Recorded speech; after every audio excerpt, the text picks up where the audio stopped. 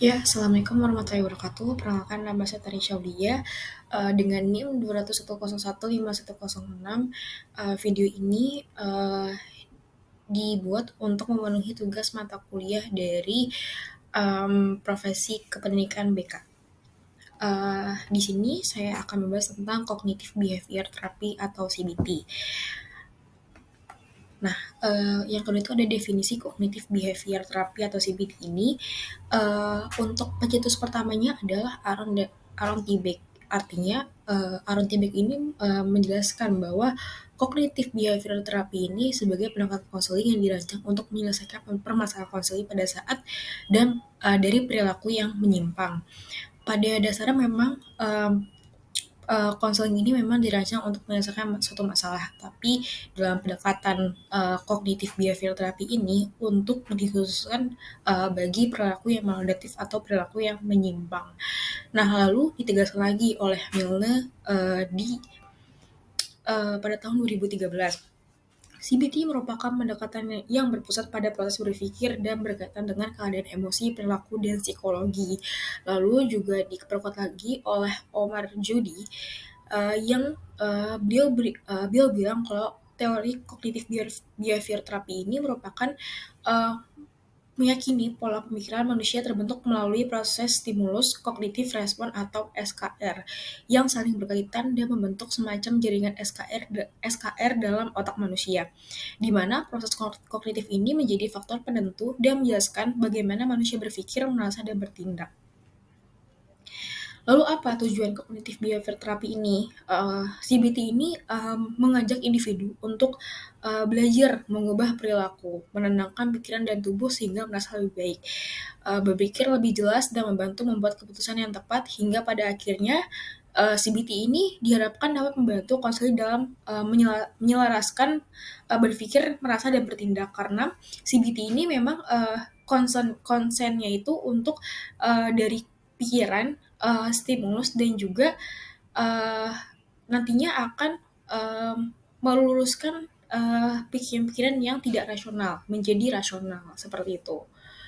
Lalu fokus utamanya kognitif ini menitikberatkan pada restrukturisasi atau pembedahan kognitif yang menyimpang akibat kejadian-kejadian yang merugikan dirinya secara fisik maupun psikis dan lebih melihat ke masa depan dibandingkan masa lalu. Jadi artinya CBT ini dalam tahapannya itu sangat struktur dan tidak seperti tidak menjadi terlengkap-lengkap dalam melaksanakan tahapan-tahapan tersebut, sehingga dalam pembenahan kognitifnya ini khususnya untuk kognitif yang khususnya untuk kognitif yang menyimpang ini akan menjadi lebih baik lagi di masa depannya karena CBT ini concernnya itu lebih ke masa depan dibandingkan masa lalu. Beda dengan REBT. Nah, prinsip kognitif behavioral therapy ini atau CBT, pertama CBT ini formasinya itu yang terus berkembang. Artinya yang namanya kognitif itu pasti kan terus berkembang. Dan juga dalam terapi ini terus cara untuk kita merasionalkan dengan cara memberikan stimulus tersebut sehingga terapinya ini akan mengubah pikiran yang rasional ini karena stimulusnya. Lalu yang kedua, memiliki pahaman yang sama antara konselor dan konselor. Yang ketiga, memerlukan kolaborasi antara konselor dan konselor. Yang keempat, berorientasi pada tujuan, yaitu untuk mengentaskan suatu masalah, yang dimana suatu masalah ini tentunya adalah hal-hal yang menyimpang dari pemikiran konseli. Lalu berfokus pada kejadian saat ini karena memang CBT ini tidak melihat masa lalu dari konseli. Merupakan momen yang tepat untuk memberikan suatu edukasi, berlangsung pada waktu yang terbatas, terstruktur, dapat mengevaluasi, identifikasi, dan lainnya, dan juga menggunakan teknik konseling. Lalu, teknik CBT ini, yang pertama itu bisa menata keyakinan irasionalnya. Yang kedua, biblioterapi atau dengan membaca.